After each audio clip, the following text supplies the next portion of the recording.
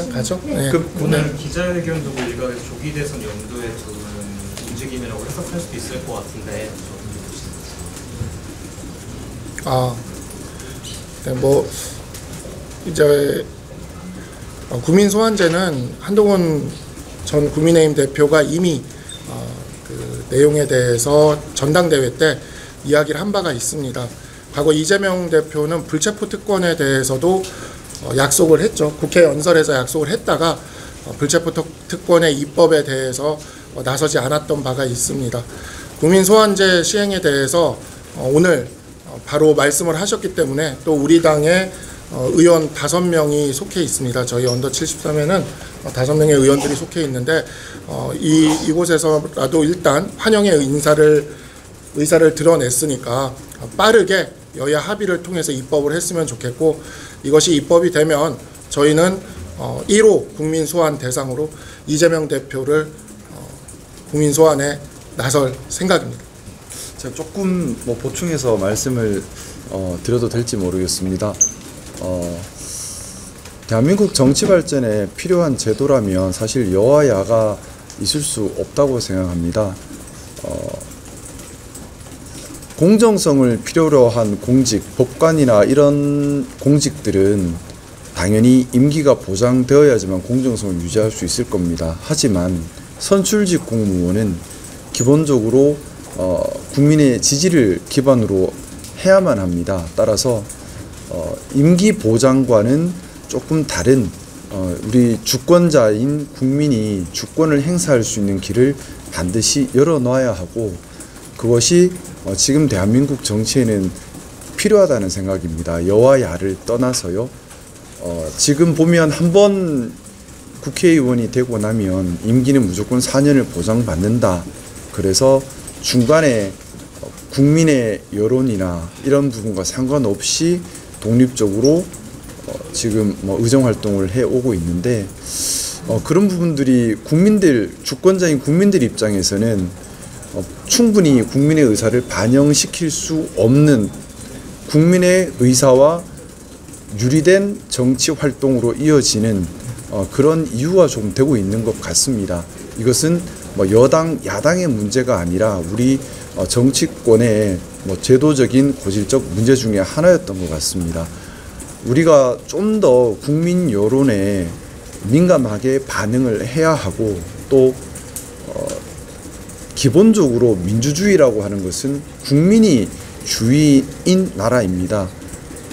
그런 면에서 이 국민 소환제, 국회의원에 대한 국민 소환제라고 하는 것은 물론 어떤 요건과 어떤 절차를 거쳐야 될 것인가는 향후 논의해야 되겠지만은 기본적으로 꼭 필요한 제도가 아닌가라는 데서 저희 언더 73은 같이 공감을 했고요. 그런데 이것이 정쟁 목적으로 악용되어서는 안 될 겁니다. 예를 들어서 민주당이 국민의힘을 공격하는 수단이다, 또는 반대로 국민의힘이 민주당을 공격하는 수단이다, 이렇게 정쟁으로 악용되어서는 안 될 거라고 생각하고, 말 그대로 국민의 뜻을 받드는 제도가 되어야 한다라는 데서 저희 언더 73이 같이 의견을 공유했습니다. 그래서 이 제도를 이재명 민주당 대표가 먼저 제안을 했는데, 이 제도의 적용 대상에 이재명 민주당 대표도 당연히 포함이 되는 것이고요. 뿐만 아니라 우리 당에서도 저도 마찬가지로 이제 저에 대해서 동의하지 않는 유권자들도 많이 계실 것 같습니다. 아마 그래서 제가 1호 대상이 되지 않을까라는 염려가 좀 들은 것이 사실인데, 좀 누가 됐던 간에 정치인이라면 좀 더 예민하게 민의를 받드는 그런 시작점이 되었으면 하는 바람이 있고요. 그래서 저희 언더 73이 더 건강한 보수를 만들기 위해서 저희가 같이 많이 의견을 나누고 있습니다. 그래서 국민 소환제 아이디어에 대해서는 비록 민주당이 제안한 것이기는 하지만은 정치 발전에 도움되는 제도라는 데 인식을 같이 해서 오늘 기자회견에까지 이르게 된 것입니다. 또 질문 있으시면. 이재명 대표 교섭단체 대표연설 국민 소환제 말고 전체적으로 총평 좀 어떻게 보셨는지 좀 부탁드려도 될까요? 이거 제가 직접 들었습니다. 네. 일단 뭐 제가 개인적으로 느끼기로는 지금의 현 전국 상황과 또 대한민국이 직면한 문제에 대해서 고심을 많이 한 그런 회견이라는 생각을 가졌고요. 그리고 성장이 필요하다는 부분, 또 대한민국의 민주주의가 정확하게 확립되어야 된다는 부분에서는 저도 같은 공감을 또 많이 느낀 부분이 있습니다. 중요한 것은 선언적인 말이 아니라 실천적인 행동이라고 생각합니다. 오늘 민주당 이재명 대표가 한 교섭단체 연설은 선언적인 말로 보면 저는 많은 부분 공감도 할 수 있고 또 그렇게 이루어졌으면 하는 부분들이 많이 있었습니다. 중요한 것은 이제 서로 간에 실천적인 행동이라고 생각하고요. 선언적 행동에 머무른 것이 아니라 행동까지 나갈 수 있도록 계속해서 서로 간에 좀 독려하면서 같이 나갔으면 좋겠다는 생각이고, 어쨌든 대한민국을 이끌어가기 위해서는 여와 야가 서로 존중하고 협력하면서 함께 만들어가야 한다는 생각입니다. 그런 시작점이 오늘 그리고 내일 있을 교섭단체 대표 연설이 되었으면 하는 그런 생각입니다. 오늘 이재명 대표를 1호라고 말씀하셨잖아요. 근데 이재명 대표가 재판 중이고, 그렇다면 무죄 추정의 원칙을 대원칙을 어긋나는 수가 있는데 이 부분은 국민 소환제라는 것은 이제 국민이 직접 국민의 손에 의해서 국민의 대표를 다시 소환하는 제도입니다. 직접 민주주의적인 제도고요. 국민 소환, 국민 발안, 그리고 국민 투표, 이렇게 세 가지가 직접 민주주의 제도의 핵심적인 제도로서 전 세계에서 다뤄지고 있습니다. 우리나라에서는 국민 투표만 헌법상 도입되어 있는 상황인데, 오늘 이재명 대표가 본인의 사법 리스크나 본인의 소환 가능성에도 불구하고 국민 소환에 대해서 제의한 것 굉장히 높게 평가합니다. 그리고 사법부의 판단이 아닌 국민의 직접 손에 의한 국민의 소환이 이루어진다는 의미가 있기 때문에 이것은 무죄 추정의 원칙과 별개가 되는, 그러니까 대의제 민주주의의 보완적 제도로서의 직접 민주주의적 요소입니다. 이재명 대표도 변호사 출신이기 때문에 이 점에 대해서 정확히 알고 오늘 제의했을 것이라고 생각을 하고요. 굉장히 많이 환영하고 있습니다. 저희는 적극적으로 이재명 대표 소환 운동에 나설 것임을 말씀드리겠습니다. 국민의힘에서 지금 현안 관련해서요, 동대구역 시위에 대해서 되게 굉장히 옹호하면서 지금 오늘 김기현 전 대표 같은 경우는 계엄이 헌법에 의한 정당한 행사였다라는 말씀도 하셨고, 이런 상황에 대해서 지금 어떻습니까? 어떻게 보고 계시는지 평가를. 네, 동대구역의 전한길 선생님이죠. 전한길 선생님 제가 방송에서 앞뒤로 만난 적이 있는데요. 아마 지금 현재 동대구역이나 이런 광화문 또는 여의도에 모이고 있는 이러한 열기와 에너지는 그냥 탄핵 반대에만 멈추고 있다고 생각하지는 않습니다. 2030 세대에 특히 이 젊은 층의 기회가 박탈된 현실, 이러한 분노들이 이를 통해서 지금 폭발하고 있다고 생각을 하고, 민주당의 줄 탄핵과 예산안 단독 처리, 이와 같은 민주당의 끝없는 횡포, 그리고 사실상 2022년 대선을 불복하는 듯한 그러한 모습들에 대해 그동안 정치에 관여하지 않았던 저관여층들이 이번 과정들을 계기로 알게 되면서 그에 대한 분노가 표출되는 일종의 사회적 현상이라고 생각을 합니다. 이와 같은 사회적 현상에 대해서 단순히 이에 대한 어떤 라벨링을 붙이기보다는 이러한 사회적 현상이 발생되는 원인에 대해서 우리는 한번 심도 있게 또 이야기를 해보고 또 파고 들어볼 생각입니다. 실제 저희 언더73의 회원인 의원들이나 또 원외 정치인들, 저를 포함해서 이런 분들이 현재 집회에 나가고 있는 2030 젊은 층들에 대한 심층적인 면담들을 하고 있습니다. 이를 통해서 이 에너지들이, 이 요구들이 어디에서 온 건지 정확히 파악하고 당내에서 좋은 방향으로 전환될 수 있도록 함께 노력해 보고자 합니다. 그렇습니다. 네.